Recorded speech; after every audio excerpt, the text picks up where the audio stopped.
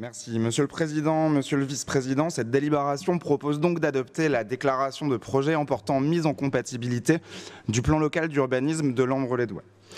Dans l'enquête publique sur cet aménagement, le commissaire enquêteur a recommandé au département, je cite, d'assurer un transfert de charge de la route vers des modes alternatifs. Ceci tant pour le transport des marchandises que pour celui des personnes.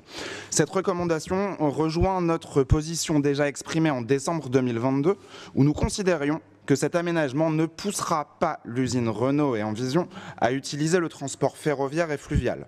Au contraire, il pousse au transport routier par camion pour le fret et par voiture pour les salariés.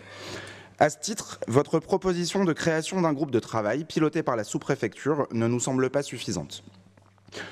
La première réserve du commissaire enquêteur invite le département à compléter son projet d'un véritable plan de déplacement en mode doux, cheminement piéton et cyclable, sur l'ensemble du périmètre du projet. Ceci en faveur des habitants, des salariés du site actuel et des 2000 embauches à venir. Si le projet intègre la réalisation de quelques pistes cyclables, nous invitons le département, en lien avec le syndicat mixte des transports du Douaisis, à créer une piste cyclable le long de la RD 650.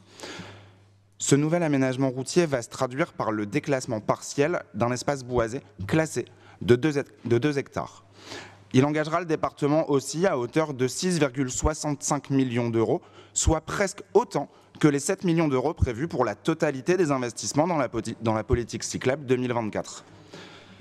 Comme le commissaire enquêteur, nous nous interrogeons à nouveau sur la part de cofinancement de Douaisis Agglo, seulement 30%, alors que ce réaménagement est directement lié au développement de la zone d'activité économique, qui est une compétence communautaire. Outre ces réserves, nous vous demandons de veiller à mettre en œuvre l'ensemble des recommandations du commissaire enquêteur, en particulier en améliorant la protection des habitants du faubourg d'Arras face aux nuisances sonores. En cohérence avec nos positions passées et dans un esprit de priorisation des investissements, nous voterons contre cette délibération.